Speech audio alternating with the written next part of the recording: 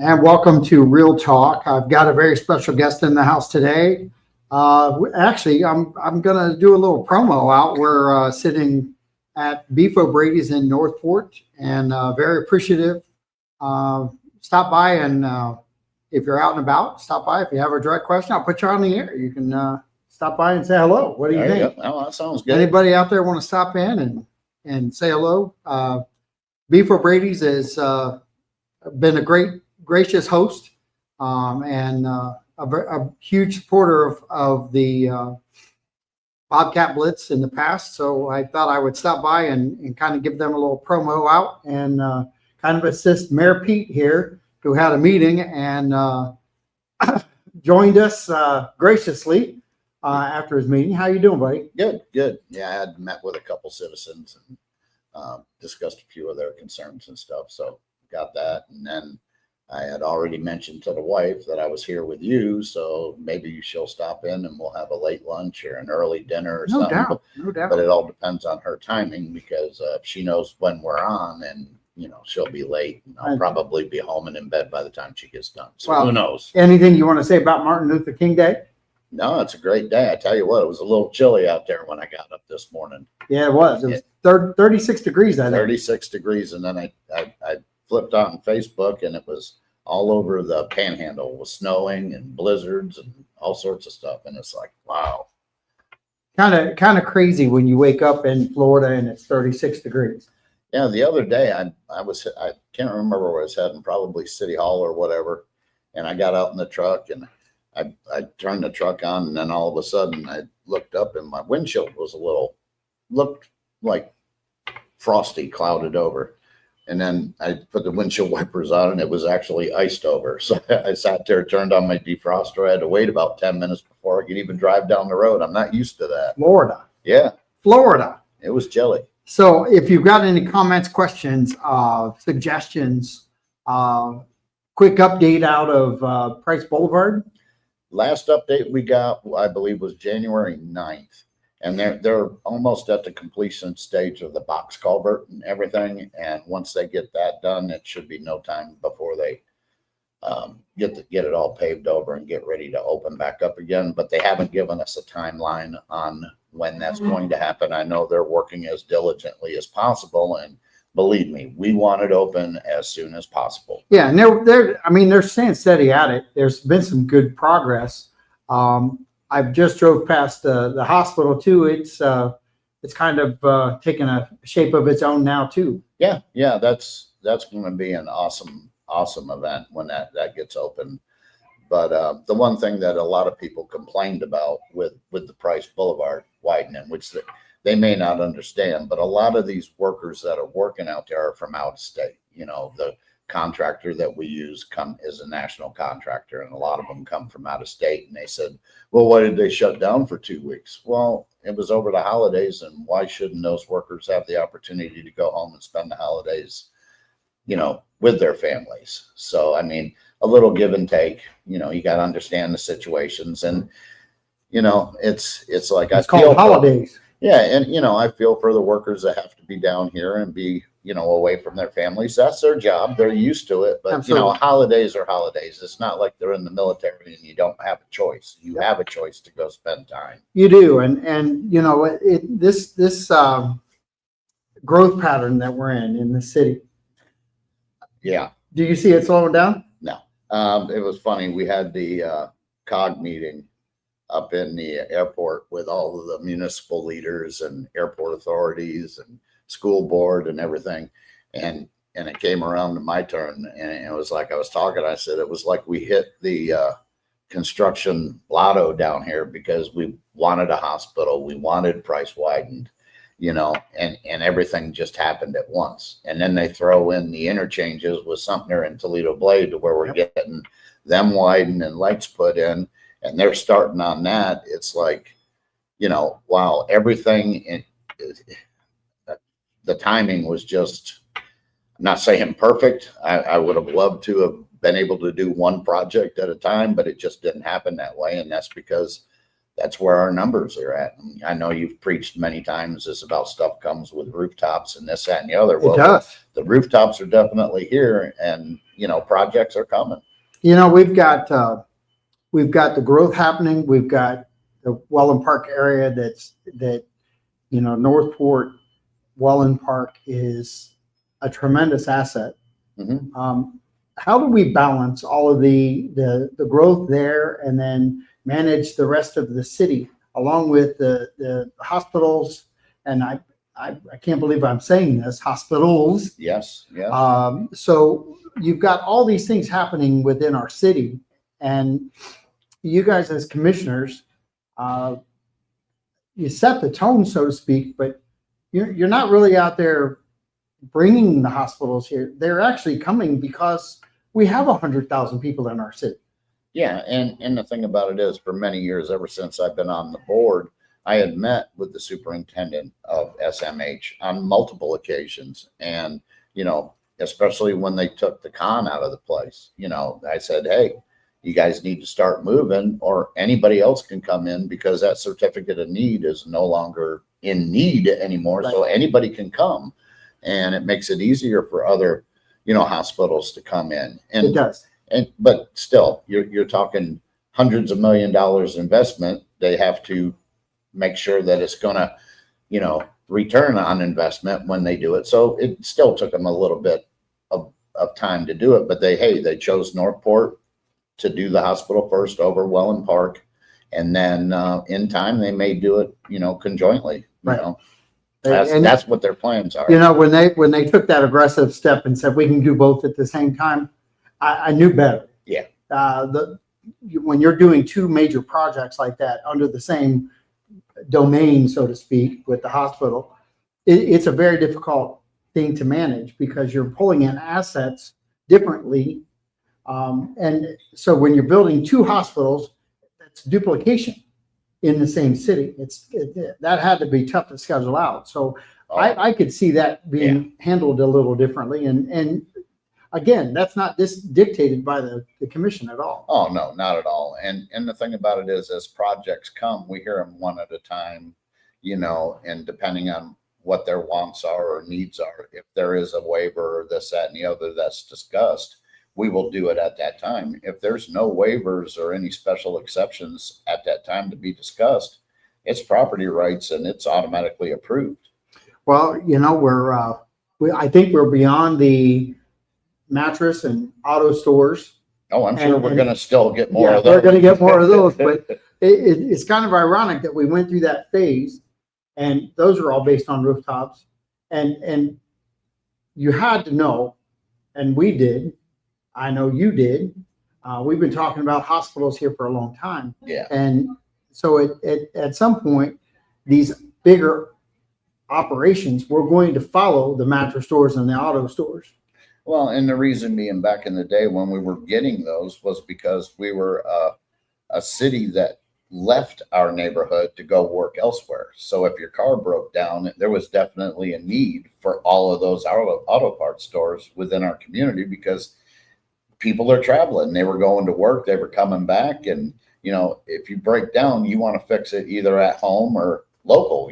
So I got to tell a little story, because I walked into Beef's, and a really good friend of mine I hadn't seen for a long time, Brad Orlando. Oh yeah. So he was walking out and came back in, and we started talking, and 35 years he worked at the city. Sure, as a mechanic. Yeah, and he's still mechanicking, he's still wrenching, and still doing his thing there. But it was really cool to see him and the energy that he still has. And well, especially at Beefs, normally you'll run into that boy at Hooters. right. That's true. So to run into him, it was really cool to see him here, and it was really a great surprise, because I think it's been, gosh, I almost want to go back maybe at least 5 years since I saw him last. Well, with me riding and stuff like that, and going to the fork and going out and about on the bikes, I see him on occasion from time to time. Right. We'll cross paths and have a little chat, see how we're doing, and keep him in the loop. He's a great guy. Absolutely. Great guy. And the change out that we've had with city staff. We've had a lot of people leave. Well, a lot of people have gotten older in our retired in our neck of the woods and have retired. I can't even imagine that, but we have we've got really good staff now. Yes.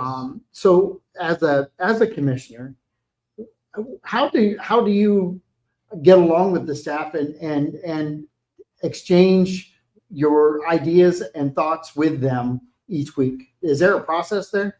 There's a process, but staff, as everybody knows, is underneath the realm of Jerome Fletcher, our city manager. And if you have questions for staff, it is wide open. We have one-on-ones weekly with Jerome, and all I have to do is say, hey, Jerome, I would like to talk to, let's say, Elena Ray, because I have a building department question or this, that, and the other.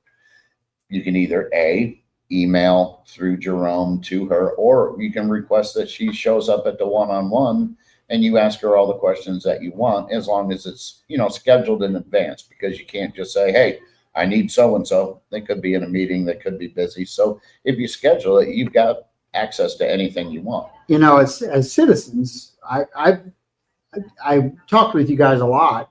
I have a lot of access to management differently than you guys do. Is that, and I'm not dredging stuff up. This is educational for citizens to understand. I'm not a politician. I'm not city staff. Not yet. Not at all. Not at all. I'm flying way low under that radar, even though some people out there are taking pot shots at me now. Sure. But the beautiful thing is the citizenry here has a lot of access to the same people that you have, but it's different. It's a different access. Well, it is, because we have ethical guidelines that we must follow, and a lot of people may not understand that. It's, when it comes to the staff, like I said, it's underneath Jerome Fletcher. So it's very hard. We set the policies. We hope that they follow the policies. And if there is an issue with that, then we take it to Jerome and say, hey, we may have an issue over in X department because this, and this is happening. This is what we're hearing from citizens out there. What can we do about that? Or how can we, resolve this issue? And then he can either explain, this is why this is happening to us at that time, or he may have to take a deeper dive and say, I may have heard that too before. Let me look into that. So I'm going to throw a twist at you. Sure. Because you were a city employee. Yes. And just so the citizens know, he doesn't know what I'm going to ask. We don't plan this. He had a meeting. He walked in the door, and now we're discussing it. So I want to be clear. This is not directed at anybody. It's really about you, because you have internal relationships over the years, and you built strong relationships, and then you became a citizen, and then back into the politic realm. How did you handle that transition when you're dealing with staff?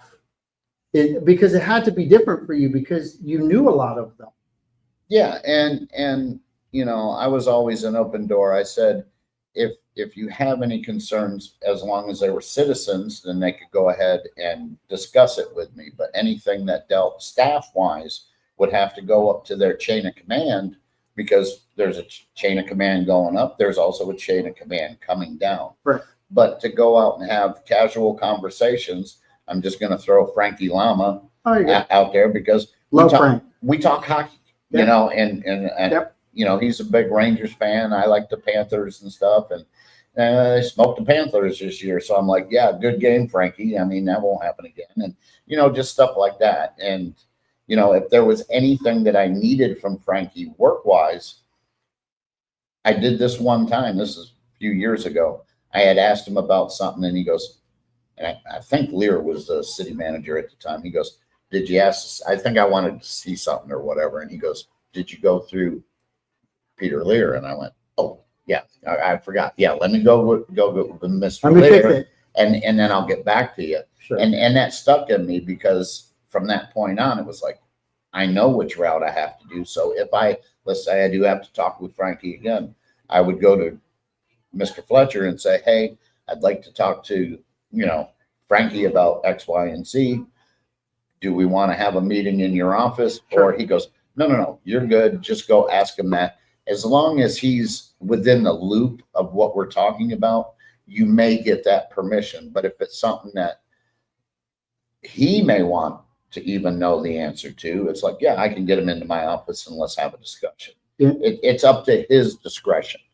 And I'm glad you clarified, because you transitioned three different ways: employee, citizen, and back to commission. Mhm. And that flow for you had to be at times, as you described, different. It was different because I worked hand in hand with Frankie, back in the day. I was a landscape supervisor and he was garbage in charge of the garbage. And if ever there was a mishap on his part, not ours, of course. Of No, course I'm just not. saying, Never. we would always get together and I would help him out, and vice versa. He would help us out too. So, I mean, it would be like whatever the situation was. Like one time there was a tree limb in the way of the garbage trucks going through. So, hey, he'd call me, hey, can you come take this limb down, this, that, absolutely. And we went out there and made sure that it was passable, and not hazardous anymore. So, but I couldn't say, hey, Frankie, you didn't pick up my garbage the other day. So, Right. It's different. It is, but there's a line. And as long as you don't cross it, we have the new commissioners, and I know that's what generated a lot of this conversation in the past. And they haven't learned what those lines are and stuff. They have all access to anything they want as long as they do it properly. That's cool. all. Yeah. And really, it's more of an educational piece, because I had Linda Yates on the other day. And I apologize to everyone that video didn't come out as well as I wanted to, and I'm going to have her back on, because I found that with her holding a position now, totally different than your path. Yeah. So she went citizen, commissioner, and now employee. Correct. And that transition I found it to be interesting from her point of view on how she felt about it. It was really cool to see her again, and to understand her transition. And from my understanding, she's doing very well over there. Yeah. She started out in, I believe, the lower level of the records department and has moved all the way up to now is where she's managing it. So that just shows that progression to where you go into the workplace, you can, move up and do whatever you want as long as that's what you want to do. Right. And the opportunities are there. What I found from Linda was that the insight that she gave on what her job entailed and that's the really cool part of being connected to the city and Sure. understanding it, because it's not just the cut and dry, everybody doing their thing. There's a huge amount of structure in there, and the specific jobs that they have. You can go to permitting, you can go to the records department. They're still government run, but they're really geared towards the city and the citizens getting access to things. Sure. And her clarification of what she was talking about, it was just really solid information that I didn't know that she did, and her staff, because I think she said she had 6, maybe 7 under her. I am not sure. And that is, again, I'll go back to daily run organization. And that's really the city manager. Yeah.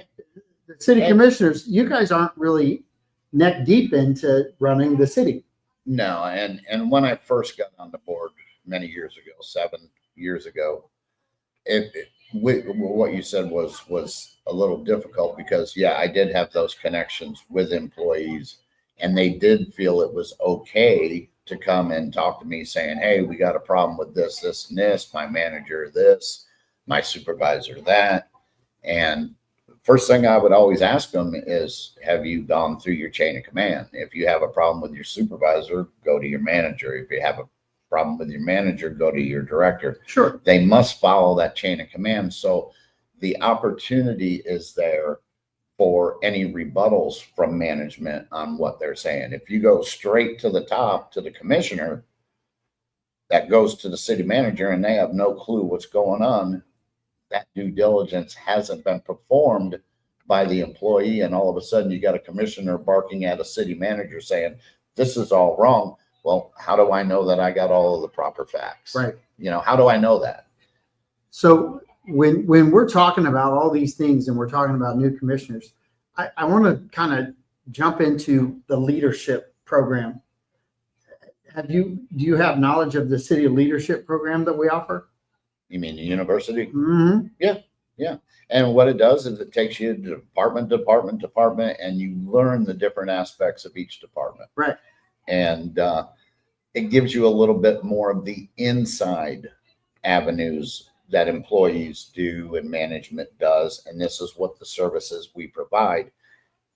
Believe me, it's not 100%, because to be 100%, you'd have to be an active role in the city Right. for multiple years to figure out what it is. Well, So, I mean, it's something that's available to the citizens to come out and be able to learn a little bit more if they choose to, get a better education on how government works, because they could say, hey, I wanted to do this in 3 days. And we're like, yeah, we're about 90 days out to going through all of the red tape that we have to go through, or procedures and processes. It's just not likely that you're going to get an answer in 3 days. So, the funny thing is I had to reflect a lot in the past year on different processes that I was involved in. Becoming a realtor was one. Sure.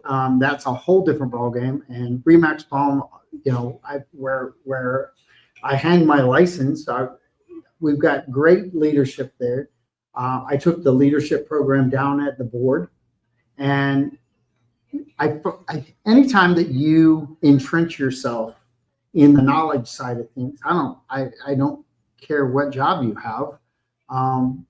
That didn't come out right. I do care that you're working, but the structure of your jobs, they all matter. So structure inside of City Hall matters. Yes. Structure inside of being a commissioner, all those things they matter in the real world that we all are in every day. When I worked at the hospital, there was structure within the hospital. I told the story to Chief Satterley, and he did not realize that I had 27 years medical. Well, Duncan Finley was the CEO when I got here, and Duncan Finley was that was 25 years ago, and there are techs on the floor at Sarasota Memorial because I moved here and I was a tech up in Ohio, and the CEO helped me get a job in Ohio here because she was our nursing director, and she called down and said, hire him. Don't let him go. Hire him. Well, they got that information. We have techs at Sarasota Memorial today. Yeah, and that's awesome. And it's really cool because when I was talking to Nick, he was like, do you realize how many lives you've touched and you didn't know it? I got to tell you, when you get to know staff, like I have over these 8 years of volunteering, they've touched a lot of lives and changed a lot of people. That we've got great leadership in our city, and I don't think they get their just due. And what's your perspective on that? Yeah, and the thing about it is, you can always go back to the past, and in the past we've had many problems. In my personal experience, there was major problems with management back in the day, and that's just my opinion and everything that I lived through. But nowadays we have a lot of professionals that are in the top chairs that are running the departments, and they are breaking their backs to make sure that everything is done correctly and for the citizens, because that's what they're geared for now. And times have changed. It was like I campaigned about I was going to hold staff accountable, this, that, and the other. When I came on and was elected, they were all gone except for two of them, Right. and they were on their way of retirement. So those were the staff I was going to hold accountable, which I swear to you would have been done, but I didn't have to do that. And then as I've been there for the last 7 years, I've seen a transition on what they've done, what they're planning on doing. And it's totally turned 180 degrees. I am very proud of our staff on what we have there.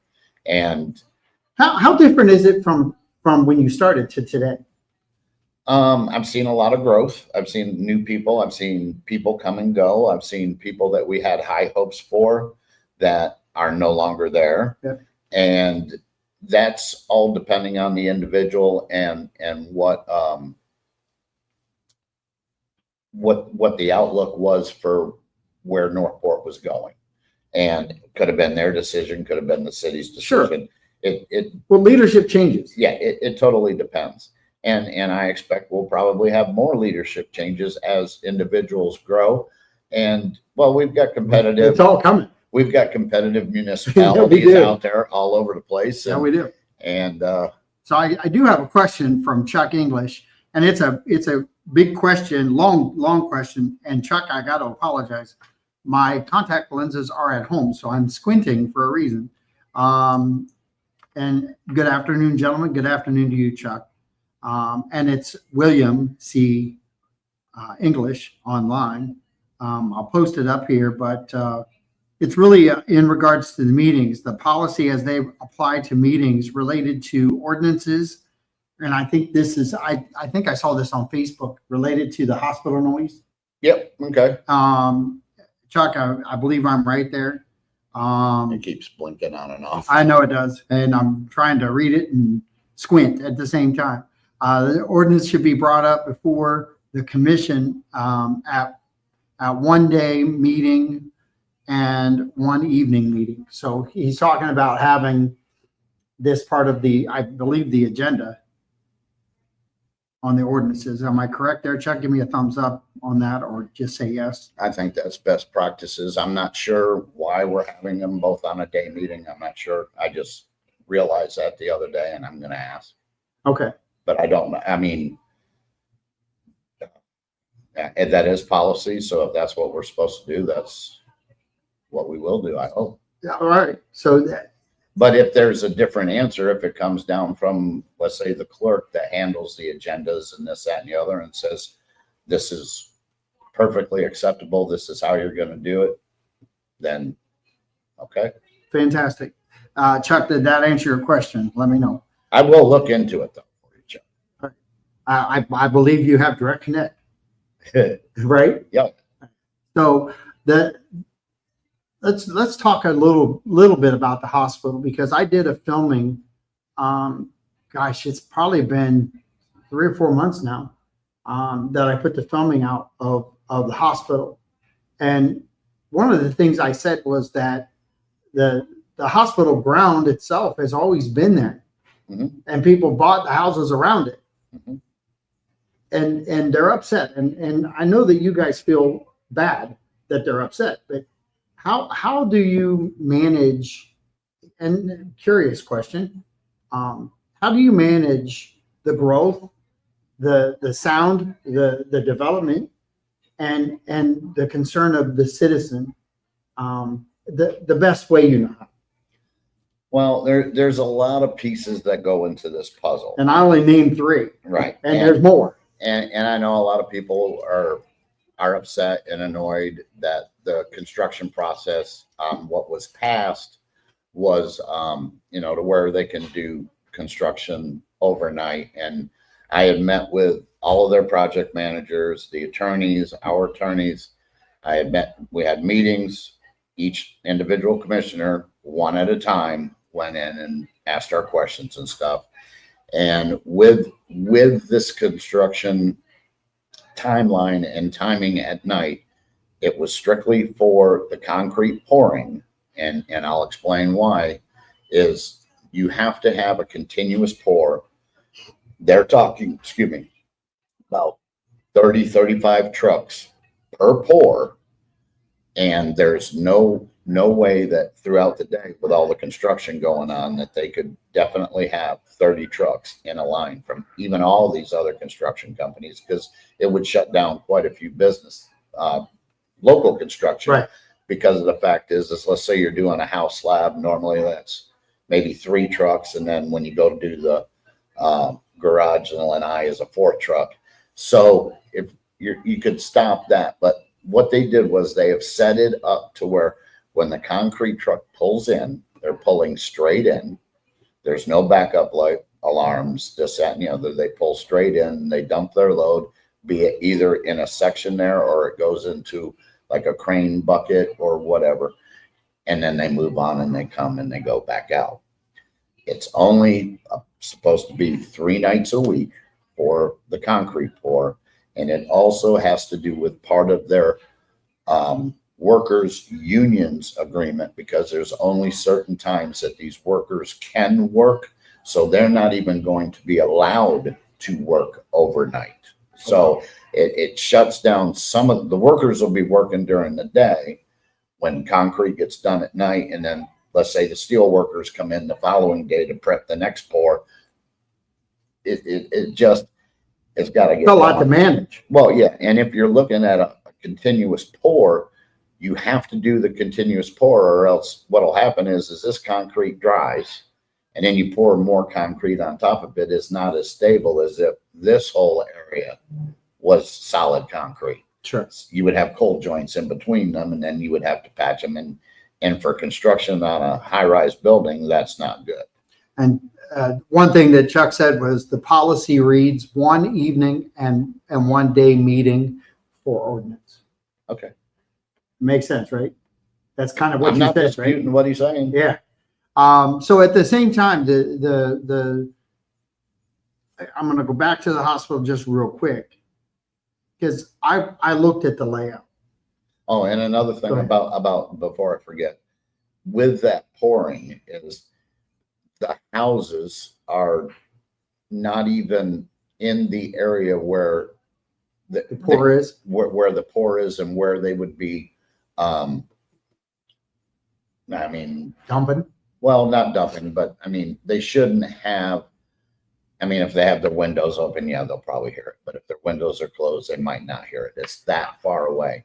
But I think we were also told that we are going to have police over there monitoring the situation on the construction site for the next 3 months as well, Okay. for ordinance, for sound and everything like that. To make sure everything's Yes, good. and that's all paid for by SMH. It's not paid for by the city. So Oh. it's not at a taxpayer's expense. SMH has contracted our police to be able to monitor the noise ordinances Well, and stuff. So the ironic thing here is we watched Venice, Laurel Road go up. The difference for Laurel Road is it's industrial all the way around it. So there's no neighborhood. Mhm. We're kind of unique that our the way we were laid out years ago, and it wasn't you guys who did it. It was the geniuses who designed our city, put the houses in where, the industrial side should be, especially at our exits. Yes. So managing that, that's a tough get right there. It is. And especially with everything happening all at once, right Right. there in that little cube of our town, we have the Sumter interchange, the hospital being worked on at the same time. And And that's not by us, that's SMH right. finally pulling the plug to come in, and that's DOT. So we didn't say, yeah, go ahead and do this. We have nothing to do with the DOT project. That's all on them. So So, it makes it tough because you guys, all of you guys on the commission, and I, all the way down, because it affects everybody when citizens are upset. yeah, Over I this. do understand that, Yeah. but they also say it's all our fault. And that's fine. I mean, I got big enough shoulders. I can absorb that. I know it's not necessarily true, but it's like we've been fighting. Look, River Road isn't even finished yet. Well, And that's not our project either. no, it's not our project, but that was like 20 years out, this, that, and the other. And then finally, I'm not saying I did it, but Vanessa and I were on the MPO board, and over our meetings over a few years, they finally brought that project up by 5 years, this, that, and the other, and then it finally got started. So we were looking at even longer down the road in DOT's eyes to get that done. And with the interchange that we're looking at now with Charlotte County out off of Yorkshire and Raintree, It's another big. that's still 15, 20 years out. I Because think they're going to pull the trigger faster. well, there's things that have to be done in Charlotte County side and our I know. side. And the thing about that is I don't think either party has the money to be able to do what needs to be done very quickly. You know, that's why, you know, we're looking at special districts out there to where if the area is done by a developer, or we have like somebody come in and put in a shopping mall or whatever, then they would do the infrastructure out there, not at the taxpayer's expense. That would be part of their responsibility, just like Welland Park. Right. You know, they would get paid back with impact fees, but at least the hub would be there. And you're still talking 10 to 15 years out on that even happening. When I drove down, I went up to Tampa, gosh, at the end of last week, and coming back down, I glanced over, didn't notice it on the way up. I think I was talking, and glanced over, and there's some massive growth Oh yeah. in North County. Yeah. And, so our footprint as a county is changing. We go to Tallahassee every year, and we go next week. But last year, I remember riding with Elaine up there and just noticing all the new growth near 75 while we were traveling up Right. there. And Right. I'm like, oh, where did that come? What? And you would think, well, maybe it was started the prior year. You didn't really pay attention, but now that it's done, it's like, holy cow, and it's where did grown. that come from? It went up. Yeah. And so changes. I mean, when I was in the service for 3 years. I'm originally from Englewood. I come back and there was like condos all over the beach in 3 years. I said, where the hell did they come from? Well, as a realtor, I look at it. I look at it different than a show host. I look at it different than somebody who interviews you guys and listen to the growth. And then I get to talk to staff differently than you. Yeah. And so when I interview them, like the Frank Lamas of the world, people tell me you're just for the city. No, I argue with you a lot about different things. I just don't do it on the air. Right. Because I let the citizens do that. And I always tell you you're wrong. That's true, but I always tell him he's wrong too. But it's usually over beers. So we have a different relationship outside of this. So I can air my grievances differently. You make a lot of good points from time to time. Yeah, well, and depends on what side of the coin you're listening. Healthy criticism is always good. I mean, it's always good to have another opinion. Yeah. And then you weigh out the rights and wrongs of that opinion and you move forward. Yeah, well, and I know that one of Chuck English's favorite word is perspective. And and everybody's got a different one of those. Everybody's got a different one. We used to have a saying when I was in high school about Camaros, and I won't say it on the air because I'm not allowed to, but everybody had a Camaro. Like they have everything else. But in saying that, I realized something. I'm 62 years old, and whether you want it to change or not, I haven't been able to slow my change down. I haven't watched you slow your changes down. Your life changes, your family's change. Oh yeah. Everybody out there, I'm talking to you. Slowing down change is not going to work. Adapting to change. I think what you just described with the way SMH is trying to handle the poor and work within the confines of what they have to do to grow. The problem is you can't have both in that situation where you want total quiet and you don't want the hospital but the hospital's coming. So you guys can't prevent the hospital. It's going to be difficult for you to say no to the poor. And the thing about it is when you get on Facebook and you read a lot of commentary on Facebook, what I look at is like, okay, I understand people are upset, but it hasn't even happened yet. It's about to happen. And all the negativity comes out with their prejudged destinations on what is going to happen.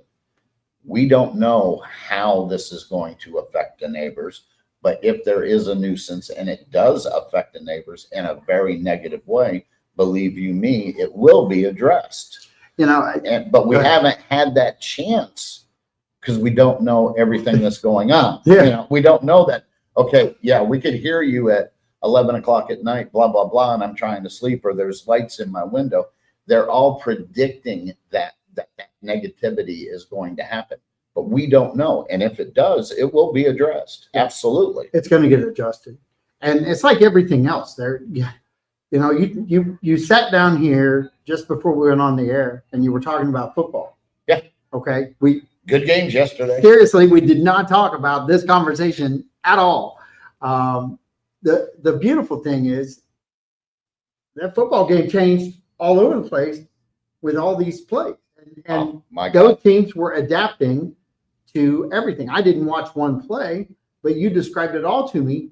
But there's no difference in coaching a football team and winning a championship or going for a championship than it is to manage what you guys are doing. It's all about calculations and moves and structure. Watching that Bears game, man, it just broke my heart. Yeah. Because it was like last minute, oh my God, yes, now it's overtime. And then the interception was like, oh man, they came so far, so close on that run. No, then the Rams came back and kicked a field goal. Yep. It was like, oh my God, how heartbreaking was that? Well, both teams deserved to win. Don't get me wrong. It was a tight game going all the way throughout the game. It was great. Sorry, but I told you that before. I know. and the funny thing is both teams deserve to win is what you said. Yep. SMH and the Citizens, both teams deserve to win. And you're trying to figure out how to do it. Yeah. And so are they. Sure. So everybody, not that I thought about that before, but you just said it. And it applies to everything we're talking about. The adaptability, and one of the conversations I had recently with Alice White, who is definitely a pioneer of her own. Oh, she's a staple in this community. Huge. And she's got a lot of things happening with the trees and her focus and her vision over decades of that work is amplified. Don't forget her pies. I love those pies. Absolutely. They're the best for a diabetic ever. Because I will promise you, the last one she made me, I ate the whole pie, and this diabetic enjoyed it. Good. But she's adapted. I watched her go from the tree lady of Northport, the pie lady of Northport, to the commissioner. Don't forget the bike lady. And the bike lady, and that's coming up. Check out her page. I posted it on our CBRA page, and support her because truthfully, we are taking care of nature, aren't we?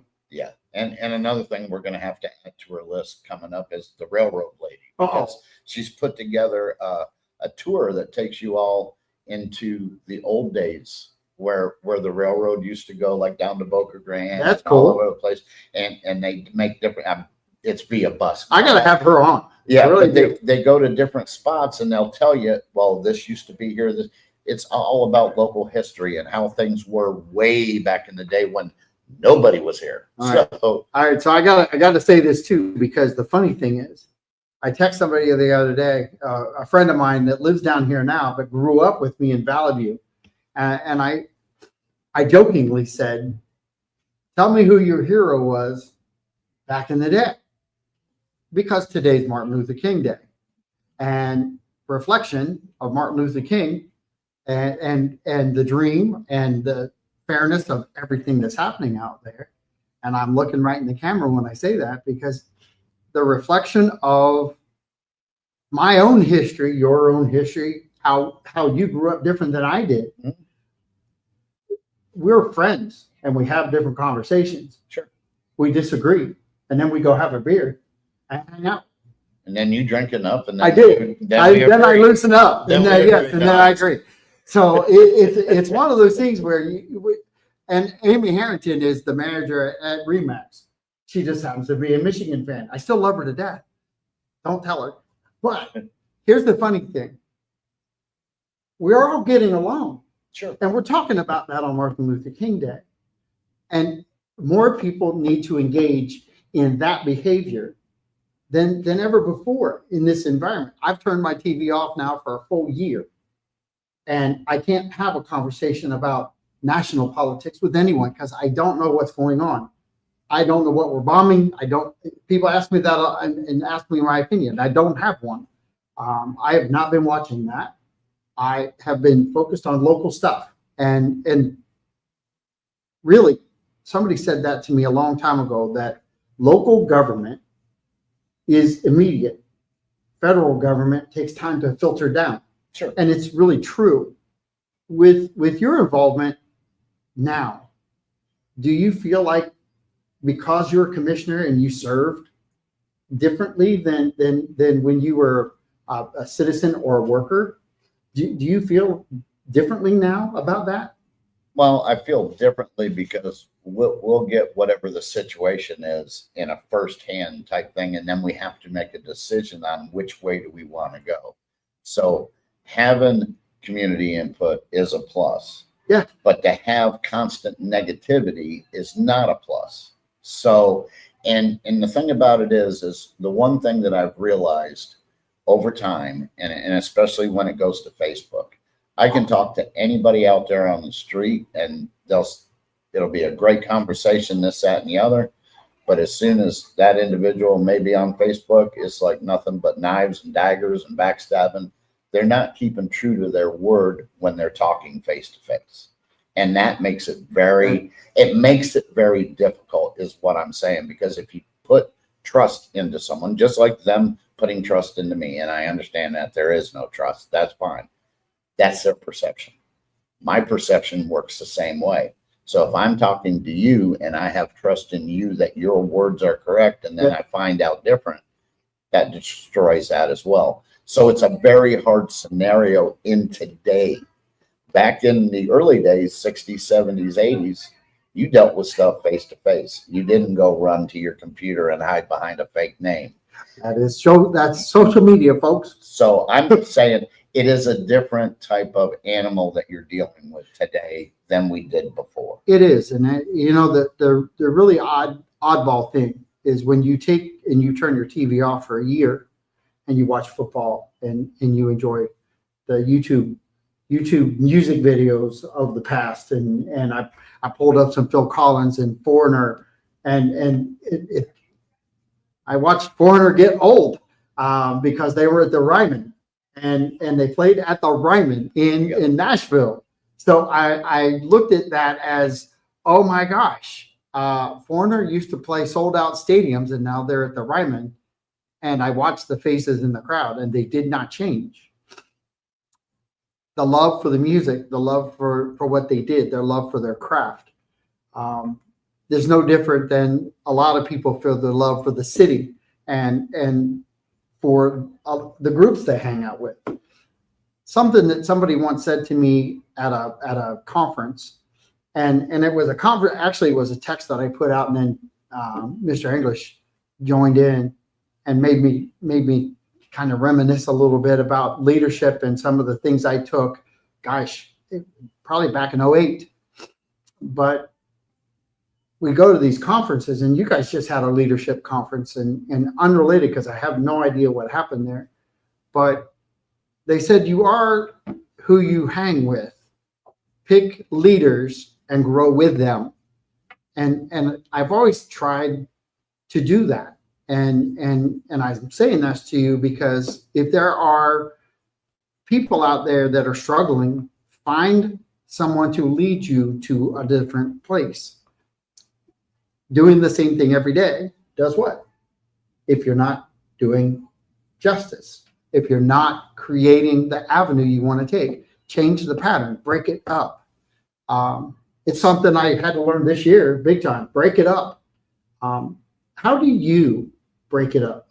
You've got the love for your bikes, got the dogs, and you got the family.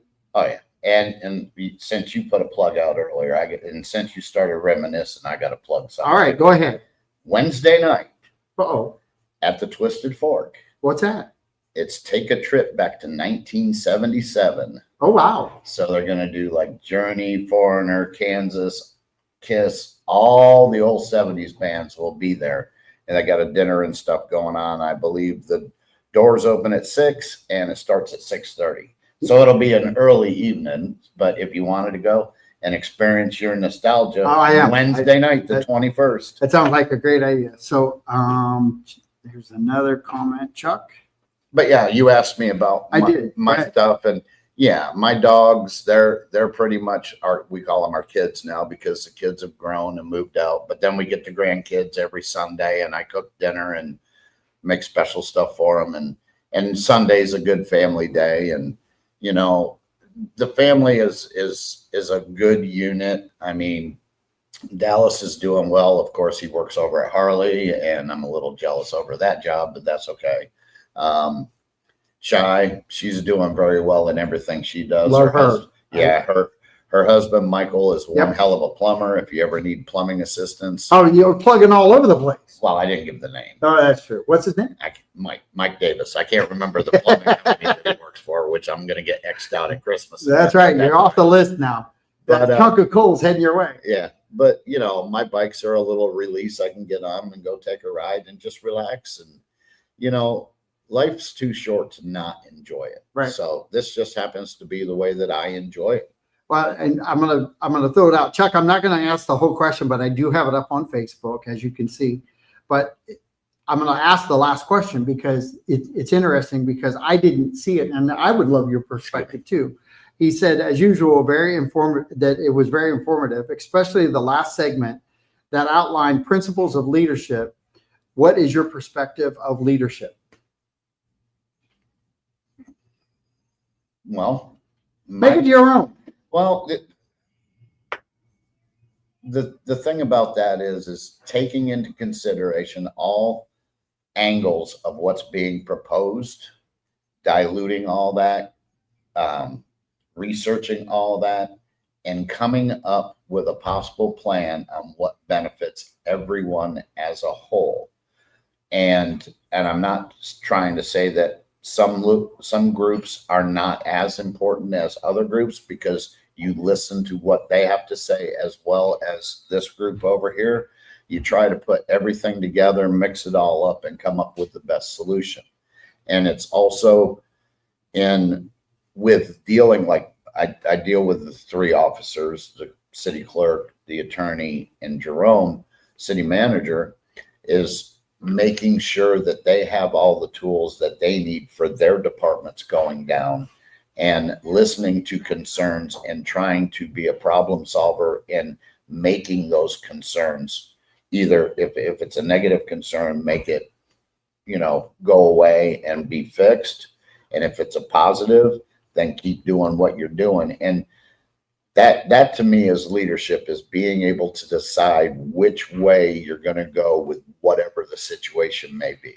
So I'm not going to call it the silent majority, the loud majority, anything that is a trap question or where people want me to go with this, because I listen to everybody and I've sat and talked to everybody, and my perspective is that you do listen to everyone. That doesn't mean you give weight to everything that everyone says. And you have to, when you're a leader, and I didn't listen to yours, but I said this to Chuck, leadership courses are all over the nation every day. Mm-hmm. They're part of growth.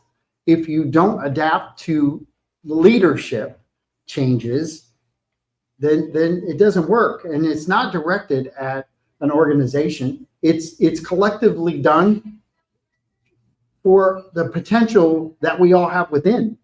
My suggestion is if you're hanging out with somebody that doesn't have leadership skills, find another group that has leadership skills.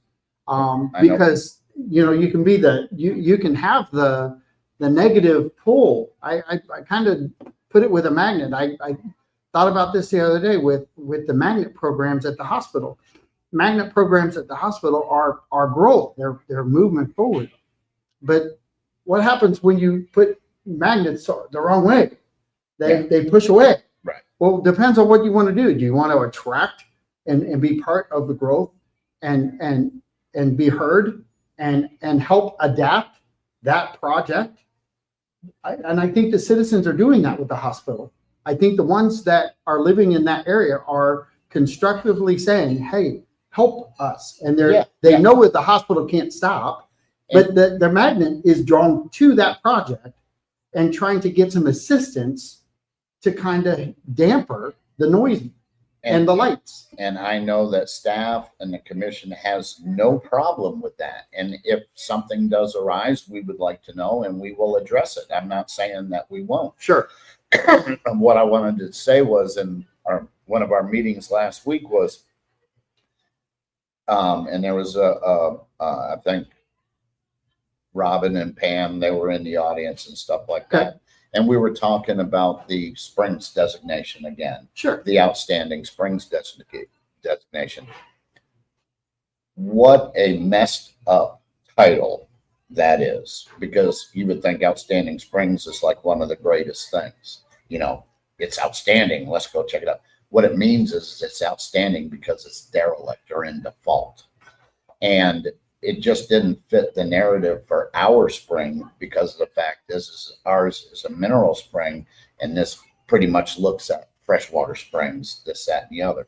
But to have that conversation and everybody be on the same page, and after we talked about it, I was talking to them outside, and they were saying, this is the right way to go because we'll do testing. We're already testing for a few different things like fecal infestations, Sure, nitrogen, this, that, and the other, because there's different studies out there, and we may even go into a study, not right this minute, but to see what's out there, to see, because we have all sorts of minerals. How do we study what's messing stuff up, if anything? So we need to learn. The other ones are already set up because it's freshwater. You test for this, and this. Well, it's not the same for ours. Ours is a little bit different. So by having that conversation, having it explained, and everybody listening and going, oh, wow, now we understand why you've said no and this, that, and the other. It's for certain reasons. Not that we don't want to protect it, because if we want to protect it, put a wall around it, shut it down, and it'll stay in nature forever. right. Right. But since you are introducing people in there for their health reasons, this, that, and the other, you must, be able to go ahead and make sure that it's still going to be there and available for future generations. Absolutely. And that And nobody wants to shut it down. I'm not saying that, but if you were, but if you were trying to build that wall, it's like anything else. I look at the springs totally different than you do. You have more insight than I do. I look at it different than Chuck and Robin. I listen to Robin. Sure, I like what Robin she's has very to say. knowledgeable about the springs. And she worked there. And we actually, our history together is that a friend of mine was actually there, Charles. And Charles Marble. Oh, I thought you were going to say Ponce de Leon. I think Ponce de Leon is related to Charles Marble. No, I'm teasing, Robin. I'm teasing.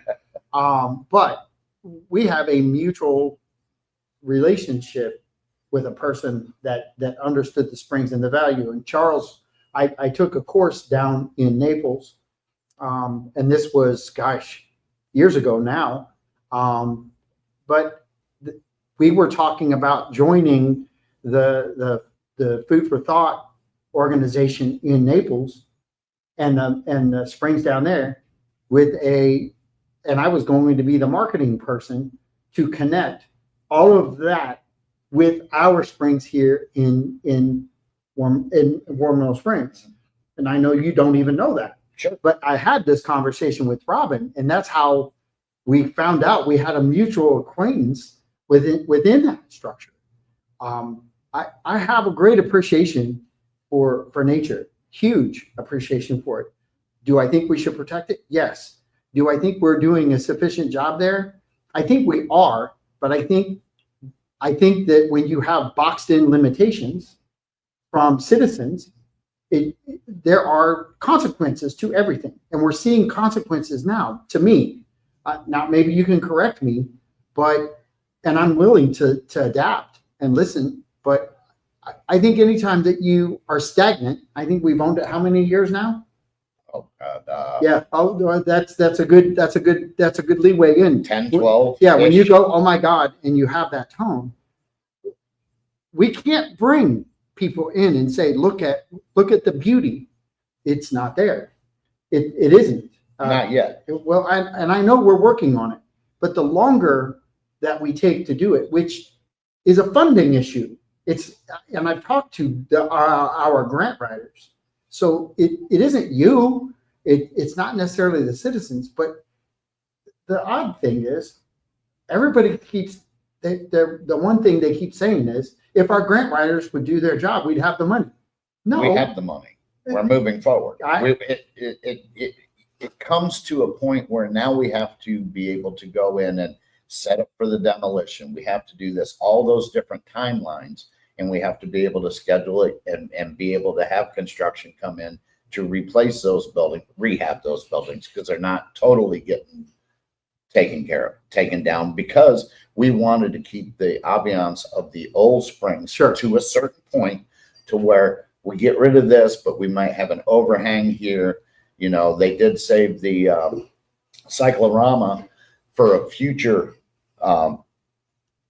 time to do, because of the fact is it had to be hardened, this, that, and the other, so it didn't depreciate or decline anymore in the future. But then we would come back and possibly able to restore that maybe into a museum type area or whatever. And that is actually one of my favorite buildings, because there's only 3 and I said, in the country. And I went over there before we even discussed anything. I asked, I believe it was either Lear or Jerome, but I asked to have a meeting with Sandy, and I ended up having a meeting with Trish Sturgis, and went over there and looked through it to say, okay, this is savable. There's water damage up to here. And we just discussed, I just wanted to see firsthand.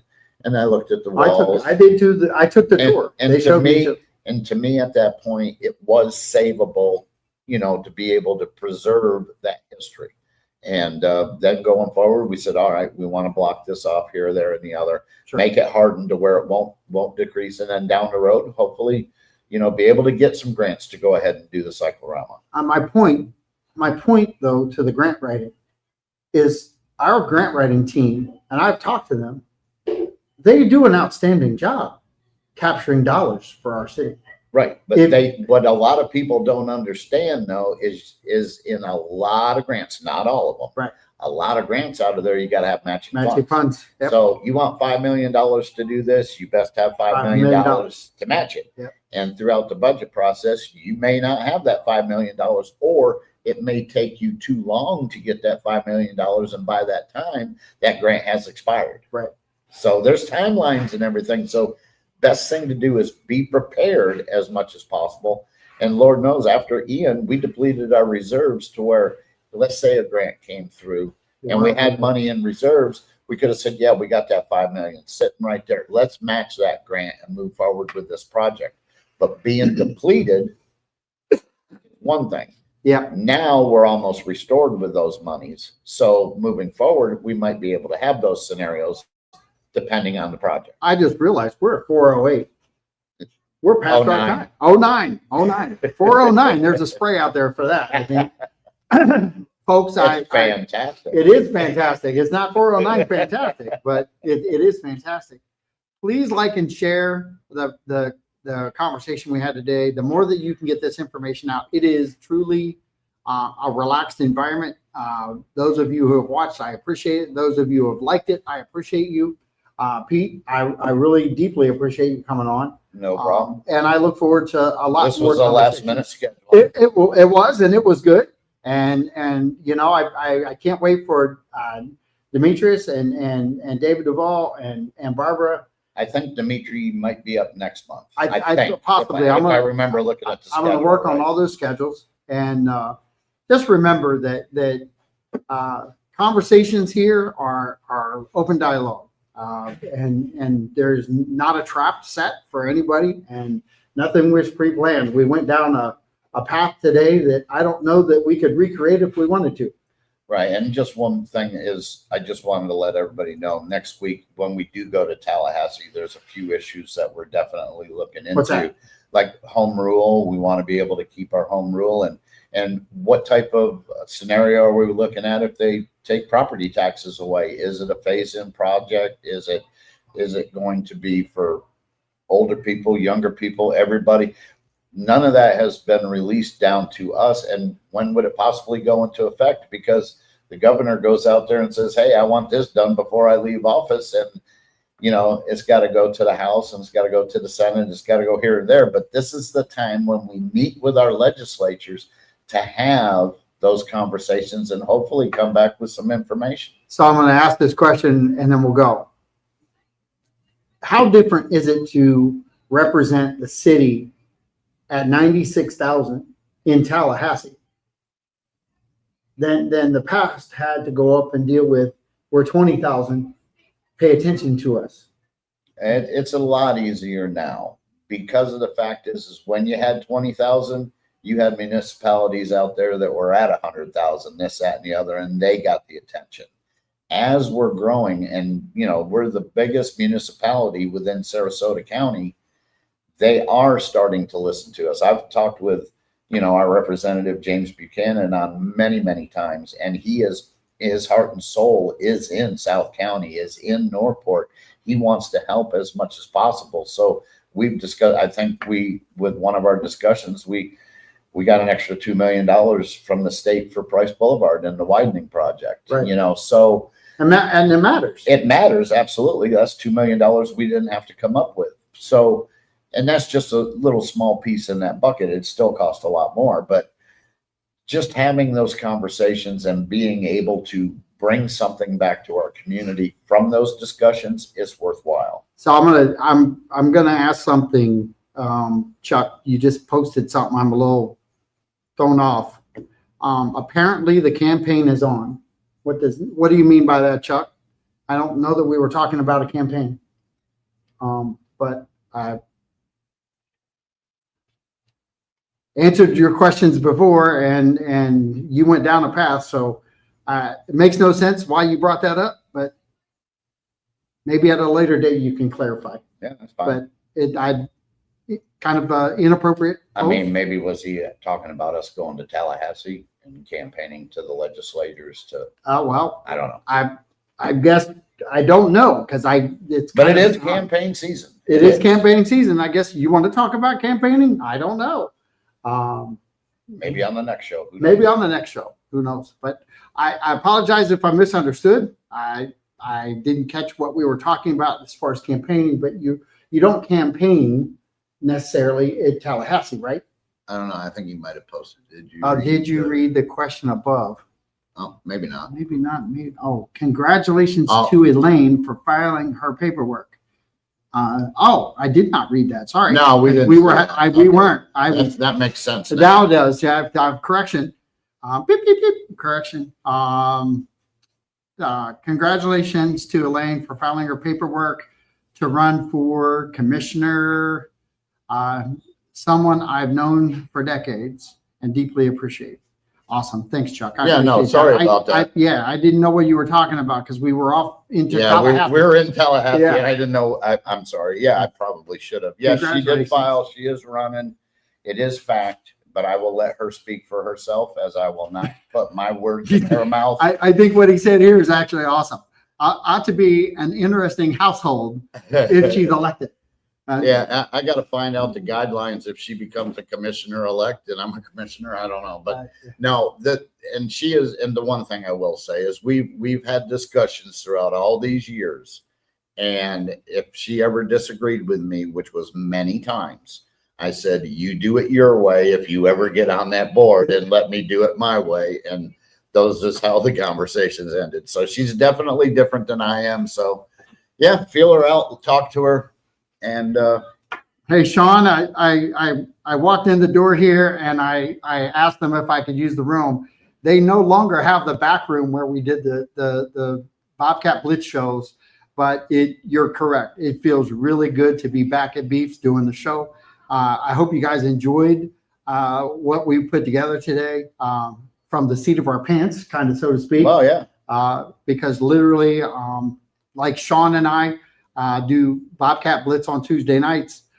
Everything is off the cuff. Every question is about the conversation. There's nothing written. It is just the cold hard truth. And as you can see by Chuck's post and now Sean, the questions are asked and no, answered, that's fine, and which is that's what awesome. we're here for. And I apologize, Chuck, for questioning that, because I did not see that post above. My screen, like I said, my screen is small and my contacts are not in. Yeah, So his screen is above the yeah, mic that we're it's not looking real at. big. So So at it home, it's different. Yeah, it didn't take 3 comments. It Yeah. only gave us the last. Yeah, it only picture. gave us the last one. And so anyway, thank you guys so much for watching. Please share this, get it out there. Any groups that you belong to that I'm not a part of, I'm trying to join more as we build this. I've got Joe Newman, who's doing a coffee show, and check that out. There's more on their way. We are building at CBRA, and we look forward to serving our community in any regard that we need to. And we'll talk more about that at a later date. But you guys have a blessed day. Thanks. Yeah, thank you, and thank you, everyone. I'll talk to you soon.